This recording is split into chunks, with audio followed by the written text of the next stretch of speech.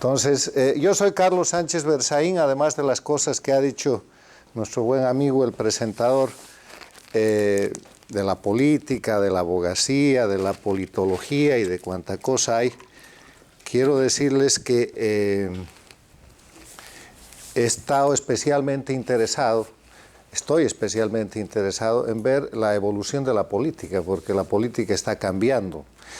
Ha cambiado la tecnología, vivimos en medio de una revolución tecnológica que es comunicacional, que es de la técnica, de los medios, y eso está cambiando la sociedad, y cuando cambia la sociedad cambia todo, cambia la política. Pero eso va a ser simplemente parte de lo que vamos a hablar hoy día. Me han pedido que hoy día toquemos el tema de la democracia y la política en América Latina. Para eso, lo primero que tenemos que ver es recordar qué es la democracia en América Latina. Y para hablar de la democracia en las Américas, no vamos a ir a conceptos teóricos, no vamos a ir a la revisión de libros ni de posiciones políticas que hacen enunciados sobre la democracia, porque América resolvió este tema cuando aprobó la Carta Democrática Interamericana el 11 de septiembre del año 2001 en Lima, precisamente el día en que las Torres Gemelas y Estados Unidos eran objeto de los ataques terroristas. Esa Carta Democrática Interamericana, entre otras cosas, establece dos cuestiones muy importantes. La primera cuestión es que proclama que la democracia es un derecho de todos los ciudadanos de los pueblos de las Américas y es una obligación de los gobiernos. Ese es el artículo primero. Y la segunda cuestión esencial, fundamental, de la Carta Democrática Interamericana es que establece que hay, entre otros, 5 elementos esenciales de la democracia. Y ustedes saben que un elemento esencial es algo que si se quita de la cuestión que estamos describiendo o que estamos estudiando, como hace a su esencia, esa cuestión deja de ser tal. Los elementos esenciales de la democracia son, primero, el respeto a los derechos humanos y a las libertades fundamentales. En segundo lugar, el acceso al poder y su ejercicio con sujeción al Estado de Derecho. Muchos de ustedes son abogados, pero todos saben lo que es el Estado de Derecho. El Estado de Derecho es un Estado regulado por las leyes, un Estado en el cual no hay individuo, por poderoso que sea, por rico que sea, por grande que sea, por fuerte que sea, que puede estar por encima de la ley. El Estado de Derecho supone el gobierno de las leyes y supone un ordenamiento jurídico racional que permite aplicar aquel principio fundamental que enseña que todos tenemos derechos, pero que el derecho propio tiene por límite el derecho de los demás. El tercer elemento fundamental o esencial de la democracia, de acuerdo a la Carta Democrática Interamericana, es la celebración de elecciones periódicas, libres, justas, en base al sufragio universal y secreto como expresión de la soberanía popular. Esto tiene elementos importantes que quiero dejar recalcados. Periódicas, justas, libres, fundadas en el sufragio universal y secreto, que es la expresión de la soberanía, porque vamos a ver más adelante que han habido, y hay todavía corrientes, que tratan de presentar las elecciones como sinónimo de democracia, cuando en verdad las elecciones y los procesos electorales son simplemente un elemento de la democracia. Tercer elemento. El cuarto elemento de la democracia es que la democracia tiene que tener y estar fundada en un régimen plural de partidos y organizaciones políticas. No hay democracia unipartidista. No hay democracia si no hay libertad de organización política. No hay democracia si no hay posibilidad de disenso y de expresión política en grupos pequeños o grandes con los que se puede o no se puede estar de acuerdo, que garanticen pluralidad. Y el quinto elemento que la Carta Democrática se encarga de decir, entre otros, el quinto elemento esencial, es la separación y la independencia de los poderes públicos, lo que se llamaría más técnicamente de los órganos del poder público. O sea, el Ejecutivo, el Legislativo, el Judicial, en algunos países le han agregado el electoral, no pueden estar en manos de una misma persona, no pueden responder al mismo grupo de poder, no pueden estar controlados por el mismo gobierno, porque la independencia y la separación de los órganos del poder público garantiza el sistema de frenos y contrapesos, garantiza el sistema de control, garantiza la transparencia, garantiza la posibilidad de que ninguno de los órganos del poder público abuse de su autoridad porque está permanentemente controlado por los otros y que cada uno ejerza sus funciones de acuerdo al rol que les reconoce la Constitución política del Estado. El Ejecutivo para administrar, el Legislativo para hacer las leyes, el Judicial para controlar la aplicación de las leyes, la constitucionalidad y la legalidad, y el electoral, si lo han puesto como órgano del poder público, como ha sucedido en algunos países de América Latina, pues para garantizar la transparencia de las elecciones. O sea, hecho este breve recordatorio, como marco de referencia para dejar sentado que cuando hablamos de democracia en América, estamos hablando de algo que se conoce, de algo que se ha discutido por mucho tiempo, de algo que se ha construido a lo largo de la historia, porque si ustedes recuerdan, en la década de los 60, 70, la América Latina estaba sometida a dictaduras militares como resultado de la Guerra Fría. En la Guerra Fría se confrontaban el capitalismo con los Estados Unidos versus el comunismo con la Unión Soviética y sus países satélites, y buscaban el control de regiones, y la América no era una región que pueda estar al margen de esa confrontación. En el marco de esa confrontación vino un proceso de dictaduras militares que terminó muy tempranos los 60 con las democracias en América Latina, y dictaduras militares de derecha y de izquierda, del lado americano y del lado comunista de la Unión Soviética, destrozaron la democracia hasta que en la década de los 70 vino el paradigma norteamericano de la recuperación de la democracia de manos de Carter, de manos de Reagan, del gobierno americano, que prácticamente empujó a la América Latina a retornar a la democracia en todos los países excepto en Cuba. Y por eso vemos que en la década de los 80 ya hay una construcción democrática, hay un retorno sucesivo a la democracia en los diferentes países.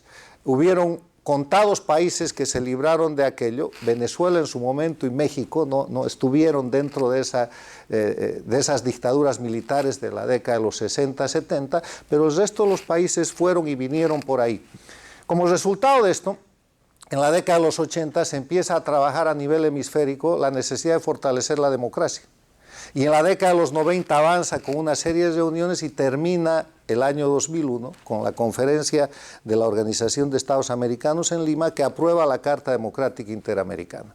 Les he echado toda esa historia para simplemente recordar que en América, en las Américas, desde el Canadá hasta Tierra del Fuego en la Argentina, no hay nada que descubrir por democracia. Cada quien puede tener su idea de democracia, que será una idea política, que será una idea filosófica, que será una idea de discusión, si ustedes quieren social, pero en el ordenamiento jurídico, en el fundamento internacional que hace base de las leyes incluso nacionales, la democracia es un derecho de los americanos, es una obligación de los gobiernos y tiene 5 elementos esenciales que son la base para ver si en un país hay democracia, no hay democracia o cómo está la democracia.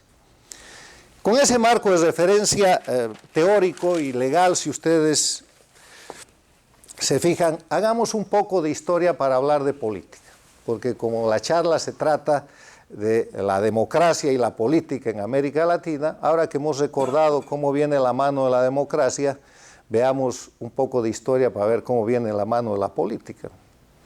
Para hablar de política, hablemos del periodo reciente de los últimos 25 años, que en historia es un periodo realmente corto. La diferencia entre la vida de nosotros, los seres humanos, y la vida de las naciones y la vida de los países, es que nuestra vida pasa muy rápido y 25 años para nosotros puede ser la mitad de la vida, más de la mitad de la vida útil, pero eso en la historia de los países puede ser un par de párrafos.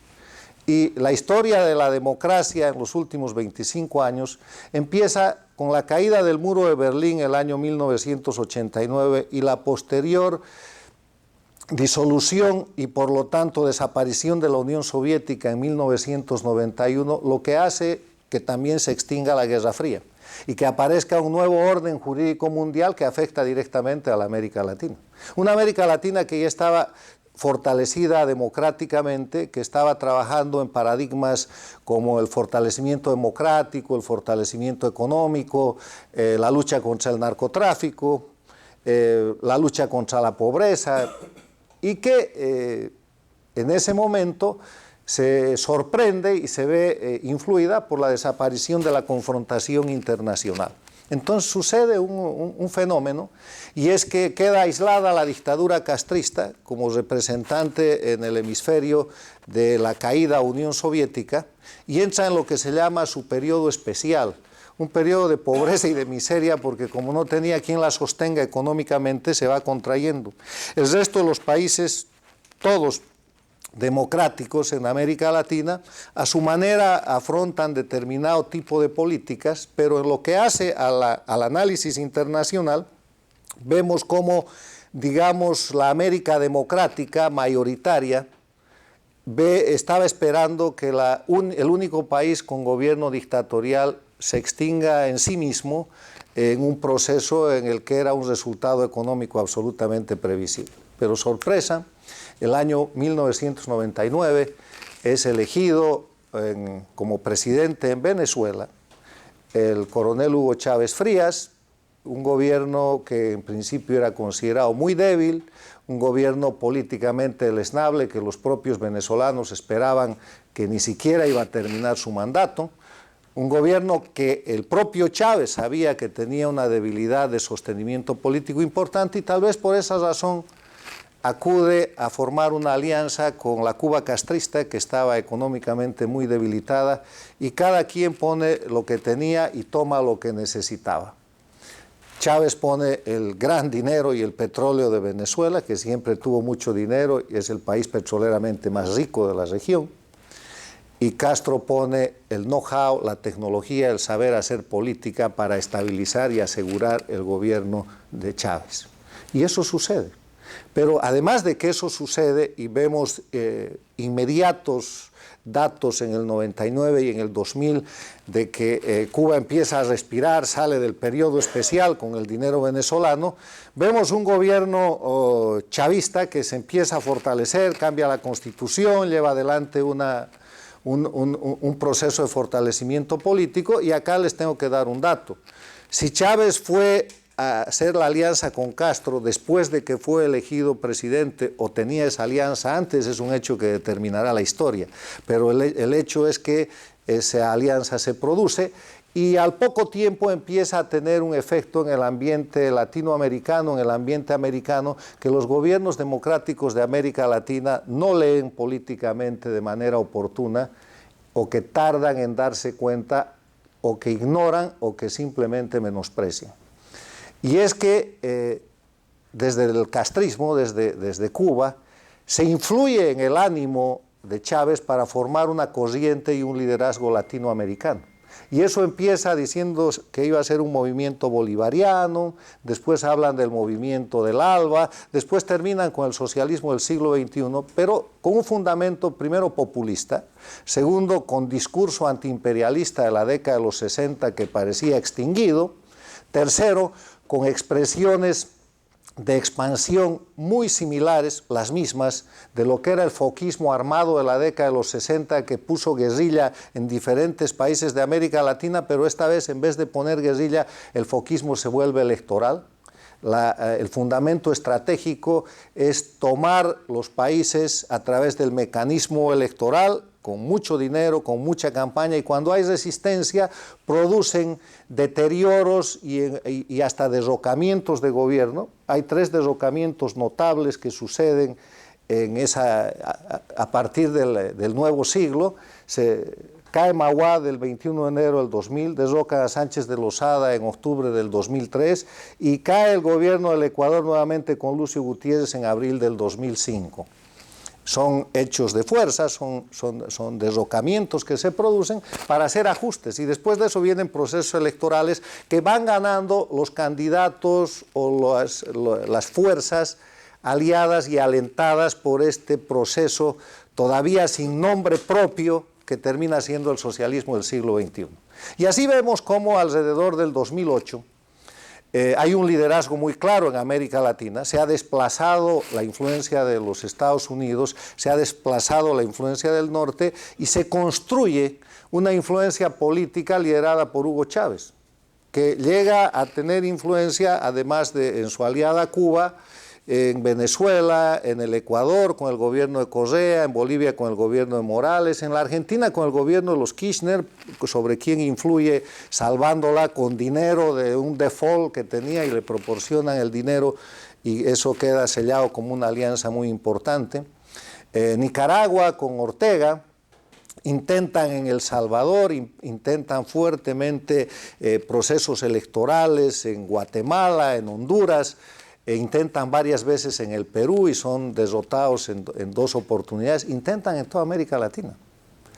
El chavismo, que no se llamó nunca chavismo, que se llamó movimiento bolivariano, el movimiento ALBA, y que les reitero, hoy día se conoce más como el socialismo del siglo XXI, se expande, pero además se expande tratando de controlar, neutralizar y después asumir toda la fuerza de la Organización de Estados Americanos, se expande creando organizaciones u organismos internacionales como la creación de UNASUR el año 2004 y la creación de la CELAC el año 2010, que son organismos de expresión política que buscan de alguna manera, hablando de integración, hablando de fortalecimiento ciudadano en UNASUR o hablando de cuestiones económicas en la CELAC, reemplazar y sustituir la acción de la Organización de Estados Americanos, mientras con la otra mano controlaban al secretario general de la OEA, Insulza, a quien con los votos de este grupo tienen en el mando de la Secretaría General por espacio de 10 años. Lo que sucede es que, como ustedes conocen, la Organización de Estados Americanos tiene 36 miembros, Cuba está excluida. Y las elecciones es un órgano político, hay igualdad jurídica y hay igualdad soberana, se hacen por el voto de los Estados miembros. Y sucede que cuando se iba a hacer la elección, la primera elección donde es electo Insulza, el candidato norteamericano es empatado en 2 ocasiones.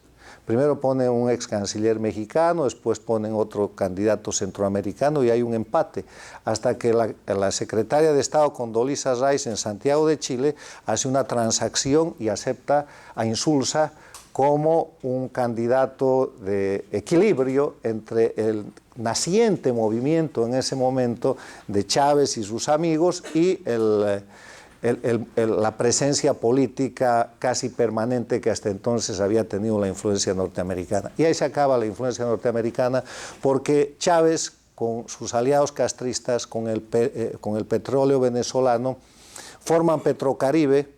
Y en el Petrocaribe hay una cantidad de votos muy importante que, sumados a los otros votos de la región, les llega a dar 23 o 24 votos en la Organización de Estados Americanos, con lo que controlan no solamente la organización y el secretario general, sino que paralizan la aplicación de la Carta Democrática Interamericana que he empezado describiendo, que pasa a ser un testimonio casi inexistente en todo este proceso de desarrollo del proyecto Castro-Chavista en América Latina. Siguiendo con la historia, la época previa al ascenso de estos gobiernos, los vamos a denominar del socialismo del siglo XXI, es una época en la que en América Latina había crisis económica, el precio internacional del petróleo y de los minerales era muy bajo. Por ejemplo, cuando Yamil Mahuad es derrocado el año 2000 o cuando Sánchez de Lozada es obligado a renunciar el año 2003, los precios por barril de petróleo estaban alrededor de los 6, 8 dólares y los precios de los minerales eran prácticamente inexistentes y había una crisis económica en los países de la región. Pero suerte de la historia, cuando los gobiernos del socialismo del siglo XXI empiezan a tomar control, viene un boom promovido por las compras de la China y por las compras de la India, donde se produce el boom latinoamericano de los commodities, que lleva el momento a partir del 2006, 2007, 2008 a una multiplicación exponencial de los ingresos, que además da la sensación de que estos son gobiernos con eficiencia económica. Esto prosigue hasta que en determinado momento el dueño del proyecto, el líder continental de este proyecto, que era Hugo Chávez, se enferma y se muere. Pero antes de analizar la muerte de Chávez, hay que recordar que cuando Chávez ejercía el liderazgo, porque la gente lo puede apreciar o no lo puede apreciar, estamos haciendo análisis, era un gran comunicador, era un tipo con consigna, era un político que sabía lo que quería y era muy agresivo y tenía todo el dinero para ejecutar los fundamentos, los planes que él tenía, inclusive llegando a meterse en la política interna de los Estados Unidos. Venía a Nueva York y regalaba petróleo en los barrios populares y se ha metido en la política española con efectos que se conocen hasta hoy día. Pero se enferma y ese liderazgo que él ejercía hasta que se murió tenía para repartir la figura con su socio Castro. Si ustedes recuerdan, Chávez era el líder y Castro era una especie de oráculo, era el gran maestro reposando en La Habana, y La Habana se convierte en un centro de visita obligatoria de todos los jefes de Estado, de todos los presidentes de América Latina y de otros países que tenían que ir a saludar a Fidel, y eso empieza a dar una regeneración de lo que era una dictadura agonizante unos años antes y la empieza a convertir en un centro de poder político. ¿Por qué les menciono esto? Porque con la muerte de Chávez, La Habana, Cuba, el castrismo asumen el liderazgo político en América Latina. Y yo sostengo que ese liderazgo político se mantiene hasta hoy día. ¿Qué quiere decir el liderazgo político? Quiere decir influencia política. Quiere decir que si tú quieres, como empresario, como político, como gobierno, tener algún tipo de contacto mucho más directo y mucho más influyente con el gobierno de Venezuela, con el gobierno de Bolivia, con el gobierno del Ecuador, con el gobierno de Nicaragua, con el anterior gobierno argentino, no con este, con el gobierno de Brasil, de Lula o de Rousseff, o con los gobiernos de la América Latina en general, es mucho mejor hablar con La Habana que hablar con Washington. Hace 20 años atrás eso era totalmente diferente. La Habana representaba algo de lo que había que alejarse políticamente y este mecanismo de influencia política pasaba por Washington. Entonces ha habido un cambio que lo podemos discutir después. Yo afirmo que el liderazgo político latinoamericano, por algún tiempo más y desde el momento en que muere Hugo Chávez, está en manos de La Habana, del castrismo en Cuba. De un gobierno dictatorial, pero que tiene la influencia más grande, y el reflejo de eso son varias cosas que ustedes pueden observar hoy en día, más allá de las visitas, de las aperturas, de las acciones políticas de otros países europeos, de la primera potencia del mundo, Estados Unidos. Ellos articulan acuerdos de paz, ellos articulan contactos internacionales, cosa que hubiera sido impensable solamente 10 o 15 años atrás. Dicho esto, simplemente decir que en este proceso histórico hasta hoy día hemos visto a partir del año 99-2000 el nacimiento, el crecimiento, la consolidación, y estamos observando el deterioro de un proceso político no democrático que se conoce como socialismo del siglo XXI, que tiene militancia activa y control férreo en 5 países hoy día, que son Cuba, Venezuela, Ecuador, Bolivia y Nicaragua, que tuvo una influencia muy grande sobre la Argentina de los Kirchner y no la tiene más, y que tiene, a partir del liderazgo de La Habana, influencias importantes en otros países, como ser el Brasil de Lula y de Rousseff, en algunos países centroamericanos donde han logrado poner candidatos que no han ido al extremo de la franquicia del socialismo del siglo XXI, pero que ejercen hoy día un liderazgo. Permítanme terminar esta parte de la exposición diciéndoles algunas de las características de estos gobiernos o de este sistema del socialismo del siglo XXI. Primero, no son democráticos. Como parte de su proceso político, llegando por elecciones al poder, lo que han hecho es suplantar, alterar, cambiar, trastocar el régimen jurídico de sus países por medio de las reformas constitucionales para poner constituciones de corte chavista, que son en verdad constituciones inspiradas por unos españoles de la famosa escuela que se llama de Derecho Constitucional, progresista, que sostienen que las constituciones políticas del Estado, en vez de ser cartas fundamentales, son instrumentos de revolución y que tienen que cambiar cada que la sociedad necesita. O sea, la constitución política del Estado se convierte en un mecanismo de alteración del orden legal de acuerdo a la conveniencia de la persona que está en el poder.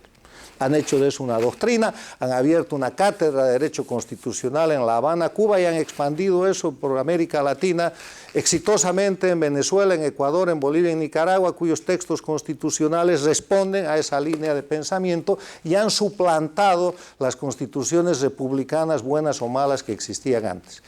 ¿Cuál es el objetivo de esos textos constitucionales? Primero, el control absoluto del poder y segundo, la permanencia indefinida en el poder. Si ustedes miran las características, pues hay enunciados de derechos humanos, de normas sociales, de reglas económicas, pero los dos objetivos fundamentales, el control absoluto del poder, y incluyendo el órgano electoral, que lo convierten en poder, y la permanencia indefinida en el poder. Las otras características de este socialismo del siglo XXI son que son absolutamente populistas, son concentradoras de poder, son centralistas, son estatistas, tienen un sistema de economía en el cual el Estado tiene que influir en todo.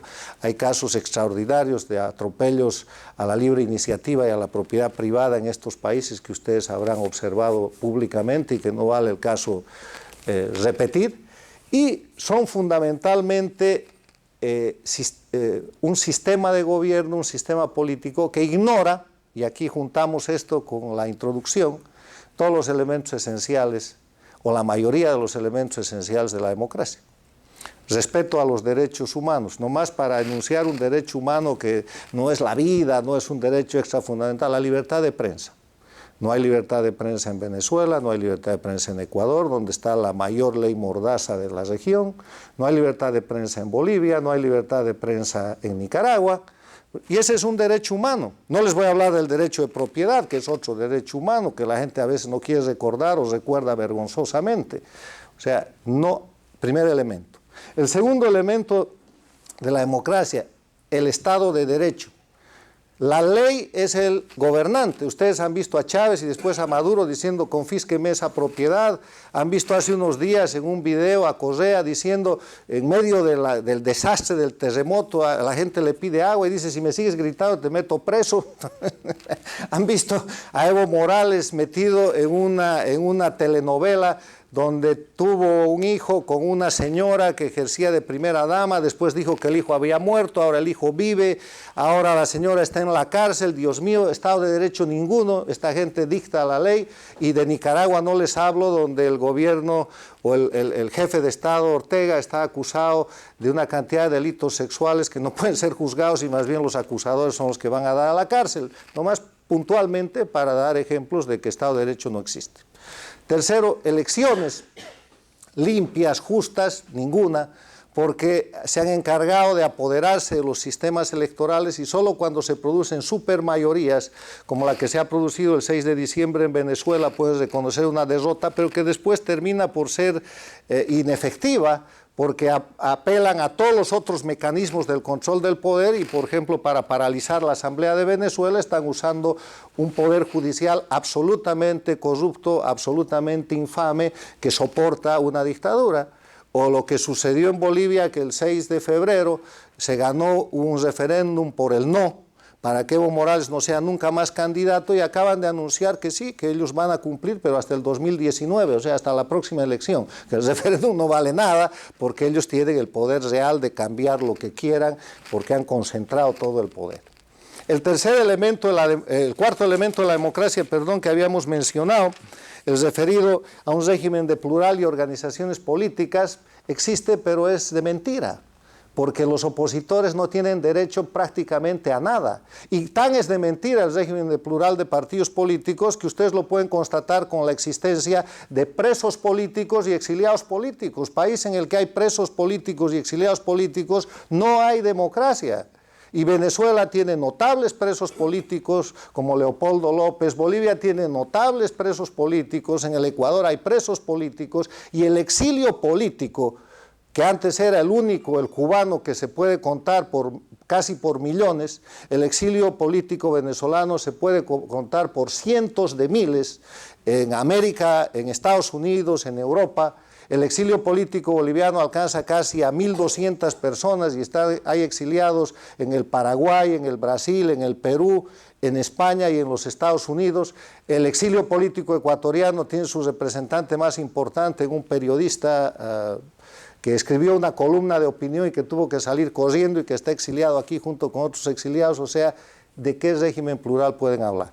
Y finalmente, la separación e independencia de los poderes públicos, cuya inexistencia nace de las explicaciones que les he dado. Bueno, en ese escenario en el que hemos mostrado la democracia y en el que hemos mostrado la política, un poco de historia política, tengo yo que afirmar que hoy día en América Latina en concreto, existen dos Américas.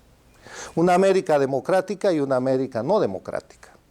Que el eje de confrontación ha dejado de ser ideológico, que este no es un tema de derechas versus izquierdas, porque el proyecto del socialismo del siglo XXI está mucho más cerca del fascismo que de la izquierda. Los partidos de izquierda históricos, si ustedes quieren, han salido del gobierno de Chávez, han salido del gobierno de Maduro, han escapado del gobierno de Correa, se han salido del gobierno de Ortega, no están más con el gobierno de Evo Morales y algunos de ellos son perseguidos y presos políticos. O sea, no es un tema de ideología, no es un tema de atender a los pobres, porque además los datos económicos que estos gobiernos presentan no son de los mejores. Venezuela está en una crisis que está tratando de copiar el modelo cubano, la crisis económica ecuatoriana está en el borderline, está en la frontera de una crisis realmente grave. Bolivia sigue vendiendo un supuesto éxito económico, pero se olvida decir que tiene 3.100 millones de dólares que le ingresan de la droga, en función de que la dirigencia cocalera que ejerce Evo Morales ha multiplicado el cultivo de coca de 3.000 hectáreas ilegales a cerca de 40.000, y que eso es parte del éxito económico, que además tiene una cantidad de dibujo libre, donde presentan año tras año un crecimiento que en verdad no existe. Lo que sí tienen es un gran sistema de relaciones públicas, una gran inversión de dinero en los países importantes del mundo, en Estados Unidos y en Europa, para presentar éxitos, para mostrarse como democracias y para seguir simulando un escenario en el cual son las víctimas de un imperialismo que ya no ejerce o que ya no existe, y de unas corrientes de derecha que tampoco son oposición o pueden representar nada. La idea es que les quiero dejar que tenemos dos Américas, una América no democrática, una América democrática, que ese eje de confrontación no tiene nada que ver con la ideología, con la derecha y con la izquierda, y que es más bien un eje de confrontación de principios. A un lado está la democracia con los elementos que ya hemos repetido, y al otro lado está la no democracia, que un gran analista y estudioso de la política con gran experiencia, que es el expresidente Osvaldo Hurtado del Ecuador, ha llamado las dictaduras del siglo XXI en las Américas. Y me quiero referir un poco a ese concepto. Nosotros tenemos la idea de que dictadura es un gobierno que llega por la fuerza al poder, que es generalmente un militar, y que ejerce el poder por la fuerza casi armada. Pues las dictaduras del socialismo del siglo XXI son gobiernos que han llegado al poder por elecciones, y que después de haber llegado al poder por elecciones han subvertido el orden legal, han violado los textos constitucionales, los han suplantado y han creado un ordenamiento jurídico propio que no es lícito ni legítimo, pero que les sirve para operar. Han concentrado todo el poder en manos de un grupo o de una persona, se han establecido para permanecer indefinidamente en el poder y violan los derechos humanos, presos políticos y exiliados políticos, la libertad de prensa, la libertad de opinión, el derecho de propiedad, cantidad de libertades, casi toda la lista de la Proclamación de los Derechos Humanos, y ejercen bajo la autoridad de un individuo que está por encima de la ley. Si eso no es dictadura, ¿qué es? Son las dictaduras del socialismo del siglo XXI. O sea, terminando con la descripción, hay dos Américas. Estábamos concluyendo esta parte diciendo que hay dos Américas, una democrática y una no democrática. La no democrática puede denominarse las dictaduras del socialismo del siglo XXI, que son dictaduras diferentes a la del siglo XX, a la de la década de los 70 y de los 80, que no cumplen ninguno de los elementos esenciales de la democracia, pero que además no son exitosas. Si ustedes agarran las dos Américas y miran la situación de los países y de los pueblos, van a encontrar que hay una cantidad de países en crisis, pero que las crisis son más serias en los países no democráticos. Porque hoy día la América en general está ofreciendo un conjunto de problemas que existen en todos los países, pero que son más graves en los países sin democracia. El problema de la corrupción. Hay corrupción en todos los países, la corrupción es algo inherente al ser humano, pero la diferencia de encarar la corrupción en un sistema donde está sometido a la voluntad de un individuo o de un grupo y en un sistema en el que hay democracia son los frenos, la denuncia, la opinión pública, la libertad de prensa, el sistema de sanciones, los jueces más o menos independientes que pueden juzgar la corrupción y que pueden trabajar la corrupción en un estado de libertad. En cambio, en los países no democráticos, y pongamos, no vamos a poner de ejemplo Cuba, que es extremo, pongamos de ejemplo Venezuela, ¿qué posibilidad hay de lucha contra la corrupción ahí? Cuando tenemos, por ejemplo, el caso que cuando un operativo internacional detiene en Aruba a un señor llamado Pollo Carvajal por tema de narcotráfico, el gobierno venezolano, el Estado venezolano, es cuestión de Estado para rescatar a esa persona, se la lleva a Venezuela y la pone en la elección como diputado, como asambleísta, oficialista del gobierno. O sea, lucha contra la corrupción en estos gobiernos no democráticos es prácticamente imposible, porque controlan todos los poderes del Estado, porque no hay Estado de Derecho y, de nuevo, porque no hay división e independencia de los poderes públicos. En los países con democracia, y Brasil tiene gobiernos de izquierda, pero es un país democrático, ustedes pueden ver una dinámica que puede ser criticada, que puede ser objetada, que será justa, que no será justa, pero donde por lo menos funciona una opinión pública y una prensa libre. Y donde funciona, en función de los intereses locales y de los intereses políticos, una dinámica de impeachment que, les reitero, puede o no puede estar de acuerdo, que es imposible en los países sin democracia. Planteen ustedes un impeachment en el Ecuador, en Cuba, en Venezuela, en Nicaragua, y verán cómo antes de mediodía llega un fiscal y termina con ustedes, porque además la represión política en los países sin democracia no es la represión de la dictadura de los 70, donde llegaba un grupo de gente armada o de soldados y uno se lo llevaba preso a la fuerza. La represión se ha vuelto judicial. En vez, cuando un gobierno de estas dictaduras del socialismo del siglo XXI quiere emprender contra un ciudadano, no le manda a la policía, le manda a un fiscal, lo sienta donde un juez, y miren el proceso de Leopoldo López en Venezuela como ejemplo internacional más notorio de cientos de procesos que se han desarrollado y se desarrollan contra indígenas, contra políticos, contra líderes sociales en todos estos países. El Inter-American Institute for Democracy está encarando un conjunto de estudios con investigadores independientes, internacionales y locales sobre las sentencias que violan los derechos humanos. Ha empezado un estudio en el Ecuador que terminará en septiembre. Lo único que hace el instituto junto con el Inter-American Bar Association y una serie de institutos de derechos humanos de respetadas universidades americanas es auspiciar aquello, para estudiar sentencias en las cuales jueces de estos gobiernos han dictado fallos violando los derechos humanos. Y a mí el que más me ha llamado la atención es de un joven de 20 o 21 años en el Ecuador que está condenado a 5 años de cárcel y ahora está prófugo por haber aplaudido en un mitin en el cual insultaban al presidente Correa, al jefe de Estado Correa. No han podido capturar al que discurseaba en el mitin, y ya lo han filmado, y como estaba aplaudiendo le han dado 5 años de cárcel por aliento a la conspiración y por conspiración indirecta. Y ahí está, sentencia ejecutoriada. Y si ustedes revisan en Venezuela a Leopoldo o a lo que sea, estamos hablando de eso. O sea que si van por el Ecuador, por favor no aplaudan, porque corren el riesgo de ser filmados y después sentenciados.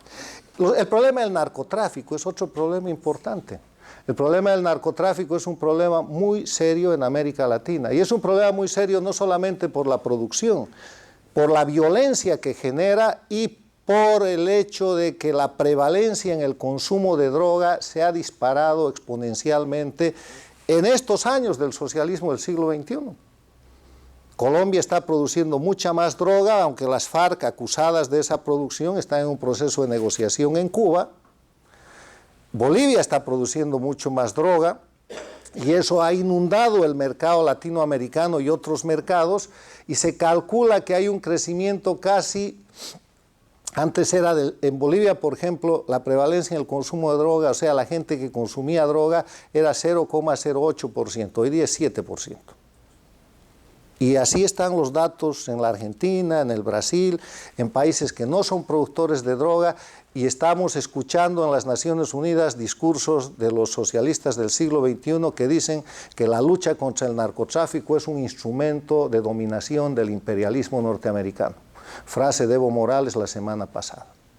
Entonces, este es un tema serio que afecta a la sociedad, contra el que se lucha mejor en democracia que en no democracia, aunque los países no democráticos influyen en el resto de la región con esto que producen o con esto que comercian. Ustedes habrán visto en las notas de prensa que Venezuela se ha convertido en el centro más importante de tráfico de droga en la región. ¿Y por qué? Si nunca sucedía eso. Algo tiene que estar pasando. Han debido escuchar que hay un grupo de militares o gobernantes de Venezuela, el cartel de los soles, el cartel de no sé qué. Han debido escuchar que los sobrinos de la primera dama de Venezuela están presos en un tribunal de Nueva York acusados de narcotráfico. Horror. Y algún otro dato más que publico en mi columna de esta semana: el jefe antinarcóticos del gobierno de Bolivia, el que equivaldría al jefe de la DEA, de Evo Morales, está preso en la Florida con sentencia por tráfico de drogas de un juez federal, en una cárcel de aquí de la Florida. O sea, y ustedes miran donde miran, están investigando en el Ecuador una valija diplomática que llegó con varios kilos de droga directamente del Ecuador a una embajada de ellos en un país europeo, y no dicen nada. Y Correa ha expulsado de la base de Manta a los americanos, territorio ecuatoriano, ha sacado a todos los americanos de ahí hace unos años, cuando esa era la base de operaciones antinarcóticos, la única que quedaba en la región. Coincidencias, no sé, pero en los hechos aquí hay datos que están mostrando que hay alguna señal que ha llevado, por ejemplo, a Univisión y ha llevado a la revista Bella del Brasil a sostener el hecho de que Venezuela y Bolivia podrían ser hoy día considerados como narcoestados. Otro tema es la seguridad, que viene vinculada a los hechos anteriores. Si no hay seguridad jurídica, no hay seguridad. La prensa de hoy día muestra la cantidad de muertos que hay en Venezuela por asaltos, porque si no hay Estado que ejerza autoridad, el crimen crece, así sea el crimen común. El empleo, la educación, que son cuestiones que funcionan mejor en democracia. Ahora, para ir terminando, yo tengo una visión y quiero enunciar algunos desafíos y después podemos discutir. Yo tengo la visión de que el proceso no democrático en las Américas está de caída. Su éxito ha sido fundamentalmente económico, el dinero de Venezuela, que ha sido malgastado y que no existe más. No hay buenos precios internacionales y no se vislumbra que estos se vayan a recuperar, y si se recuperaran, el daño económico estructural a la economía de Venezuela, del Ecuador, de Bolivia ha sido tan grande que no hay posibilidad de que ese populismo con bonos, con ventaja, con prebenda, se pueda sostener. Hay un cansancio en los pueblos. Si los pueblos se pudieran expresar libremente y no existiera el control y la manipulación de los órganos electorales, hace rato que estos gobiernos hubieran dejado de estar ahí, pero se mantienen con una mezcla de fuerza y de manipulación. Hay una dinámica regional en la cual ha habido cambios. Un cambio de los más importantes es el de la Argentina con Macri. Lo que está pasando en el Brasil no es un dato menor. Lo que está pasando con las elecciones del Perú tampoco. A ojos de la gente que sigue bajo los paradigmas tradicionales del siglo pasado ya superados, en el Perú hay dos candidatos de derecha que disputan la presidencia. Hablar, y aquí un paréntesis, de derecha y de izquierda hoy día es un anacronismo, porque en un mundo globalizado, los gobiernos tienen que tener buena política económica que les permita ingresar la mayor cantidad de recursos, trabajar sin déficit, generar superávits y esos superávits volcarlos a los sectores sociales para generar empleo, educación, salud, que antes era una política de izquierda y esta era una política de derecha. Y para buenos ejemplos concretos, miren el gobierno del Uruguay. Es un gobierno de izquierda hace 2 o 3 periodos y es un paraíso fiscal, es un gobierno con estabilidad económica, con apertura a la inversión, que está haciendo esta ecuación. Miren ustedes los gobiernos de izquierda de Chile, donde no han movido una política económica que les permite generar excedentes para hacer inversión social, porque si no hay ingresos a través de una política globalizada, liberalizada, de inversiones, no hay en qué invertir, salvo que tengas la plata de Chávez, que ya se ha acabado y que ha terminado con Venezuela. Entonces, yo vislumbro que este es un proceso en decadencia y que al término de esta década, vuelvo al ejemplo de que una década para nosotros es mucho tiempo, pero para la historia de los países es un párrafo en la historia. Al término de esta década, yo creo que en América no vamos a tener socialismo del siglo XXI y que incluida Cuba van a estar en un proceso de democracia, en un proceso de transparencia, porque los pueblos simplemente no aguantan más, no aguanta la economía, no aguantan los pueblos, no aguanta la opinión pública y el contexto internacional está cambiando. El otro elemento que yo vislumbro es que y esto interesa a la maestría que ustedes están haciendo, es que la vida útil de los políticos ha de ser cada vez más corta y tiene que ser cada vez más transparente. En tiempos en que los cuales, con un dispositivo, con un teléfono inteligente o lo que sea, ustedes pueden filmar en tiempo real lo que pase, casi ya no hay secretos, y poner eso en el YouTube, en la red del Twitter o en el Facebook o en lo que sea. Los políticos necesitan mucha más transparencia y el tiempo en el que manden con una comunidad, con una sociedad mucho más informada y mucho más exigente ha de ser más corto. Hay un ejemplo que a mí me gusta poner.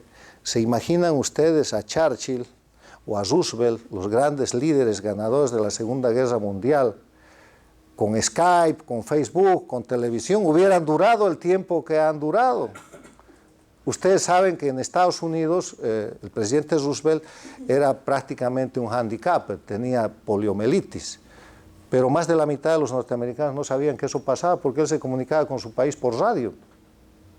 Hoy día ustedes le pueden ver el lunar o el pelo que tiene en la oreja el presidente del gobierno español o cualquier otro presidente y se sabe todo, o casi todo. Miren los últimos escándalos de los papeles de Panamá o miren los escándalos de lo que quieran. Mundo más informado, mundo ultracomunicado. Revolución tecnológica comunicacional, cambia las campañas electorales, cambia la forma de hacer política, cambia la forma de los gobiernos. Una mentira hoy día es insostenible, porque para generar una mentira tienes que mentir el doble y eso va en progresión geométrica y las mentiras solo son sostenibles en los países sin democracia. Los Castro mienten lo que quiere, lo mismo que Evo Morales, que Maduro. Las mentiras se ven afuera, pero adentro eso todavía se sostiene porque hay control de prensa. Pero ese control de prensa se va a terminar.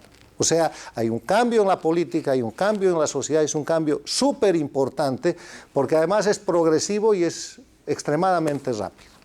¿Qué son los desafíos que yo veo en América Latina? Yo veo que el desafío es que la América Latina sea completamente democrática, con todas las deficiencias que tiene la democracia. La democracia no es perfecta. Winston Churchill dijo, la democracia es el peor de los sistemas de gobierno que ha inventado el ser humano, con excepción de todos los demás, porque si hay uno mejor, avisen. Este es un sistema absolutamente imperfecto que está operado por seres humanos que son envidiosos, que tienen tendencia a la corrupción, que son mentirosos, que quieren sacarle ventaja al prójimo el momento que puedan y que nada más tiene la visión de la ley y de la opinión pública para controlar esas expresiones que parecen tan naturales y que terminan convirtiéndose a veces en delitos. En la democracia eso funciona bien, funciona mal, se termina por saber. en los procesos, en los gobiernos democráticos, eso es absolutamente imposible. ¿Quién sabe cuánta plata tiene Fidel Castro o dónde está? Nadie. Es absolutamente imposible porque eso está sellado. Vean que retorne la democracia a Venezuela y sin que termine de retornar la democracia a Venezuela ya se sabe que hay miles de ex dirigentes o dirigentes del gobierno que tienen miles de millones de dólares por todo el mundo. O sea, creo que América Latina va hacia un proceso de profundización, de expansión de la democracia. Creo que el respeto a los derechos humanos va a ser cada vez más notable y más notorio. Miren, para poner otro tipo de ejemplo, en un gobierno democrático lo que pasa en México con el tema de los derechos humanos y la comunicación actual es verdaderamente un problema de transparencia que asumen los gobiernos. Creo que el Estado de Derecho va a terminar siendo la regla con independencia de los poderes públicos y creo que vamos a tener, y este es el objetivo en democracia, primero previsibilidad. ¿Qué es lo que te da la democracia? Previsibilidad. La previsibilidad quiere decir que sabes lo que va a pasar. En este país, que es en Estados Unidos, la primera democracia del mundo, sabes que este año, el 2016, hay elecciones. Sabes que al comienzo del próximo año viene un nuevo presidente, no sabes quién es. Sabes que ese presidente dura 4 años y que se puede reelegir una vez y que si se reelige al término de los 8 años, como está pasando con el presidente Obama, se va. No va a poder cambiar la Constitución, no va a poder hacer política. Sabes que si ese señor viola la ley, lo puedes llevar a la Corte Suprema de Justicia y le puedes ganar el juicio porque hay jueces aceptablemente independientes. Previsibilidad. Sabes que tienes que pagar tus impuestos en tal fecha, sabes que el alcalde se elige en tal otra, sabes que si alguien comete un delito lo denuncian y va a ser sometido a un proceso y sabes que mientras respetes las leyes puedes vivir tranquilo. Previsibilidad. Gran característica de la democracia. Otra característica de la democracia, alternabilidad. En democracia no hay nadie que llegue al poder para quedarse toda la vida. Los cementerios están llenos de imprescindibles. No hay nadie imprescindible ni en la vida ni en la democracia. Y en la democracia hay plazos, hay mandatos que no pueden ser alterados y cuando son alterados, como ha sucedido en estos países que les he descrito, pues simplemente se termina la democracia. Esos gobernantes no pueden seguir siendo considerados presidentes porque el presidente, etimológicamente hablando, lo pueden mirar en un diccionario, es un individuo elegido por un periodo específico de mandato al término del cual tiene que dejar esa función. Un presidente no es eterno. En el concepto del presidencialismo, el presidente reemplaza al rey por un periodo determinado de tiempo por voluntad popular, reemplazando la voluntad divina. Entonces, la alternabilidad y después un rasgo de normalidad en el cual yo, y con esto termino, creo que la democracia tiene 3 elementos institucionales de defensa y 2 elementos sociales que son los más importantes. Los elementos institucionales de defensa son la independencia de poderes para que el poder legislativo pueda controlar al poder ejecutivo. Cuando eso no funciona, la Corte Suprema de Justicia o los jueces encargados del control de constitucionalidad pueden controlar al poder ejecutivo. Y cuando eso no sucede, tienes el impeachment o el juicio de responsabilidades para terminar democráticamente con el Poder Ejecutivo. Cuando controlas todo, nada de eso funciona. Mecanismos formales, pero los mecanismos sociales son los más importantes. Y el mecanismo social, primero, es la prensa libre y su consecuencia es la opinión pública. Si ustedes miran el proceso argentino, donde todo ese poder estaba en manos de los Kirchner, ¿por qué ese proceso se revierte? Y es algo interesante de estudio. Porque en determinado momento el kirchnerismo se mete con la prensa, ataca al Clarín.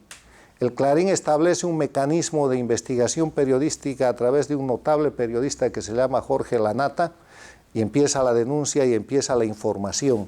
Aprovechan una ventana de oportunidad de libertad de prensa y de opinión pública, que no existe en Cuba, que no existe en Venezuela, que no existe en Ecuador, que no existe en Bolivia, donde hay más que leyes mordazas. Y con eso deterioran a una administración que termina perdiendo una elección y que ahora está en franca retirada y se están viendo todos sus delitos y sus crímenes, camionadas de dinero, está todo en la televisión, en la prensa, etcétera, etcétera. Entonces, el tema este de los dos mecanismos de defensa social que hay que garantizar, la prensa libre y a través de la prensa libre una opinión pública libre. Cuando ustedes vean un país en el cual el gobierno la emprende contra la prensa libre, no es la primera señal de autoritarismo o de avance hacia la democracia, es la última. Quiere decir que han acabado con todo lo demás y que están terminando con la libertad de prensa. Gracias, caballeros. Estoy a sus órdenes para preguntas, comentarios, lo que ustedes deseen.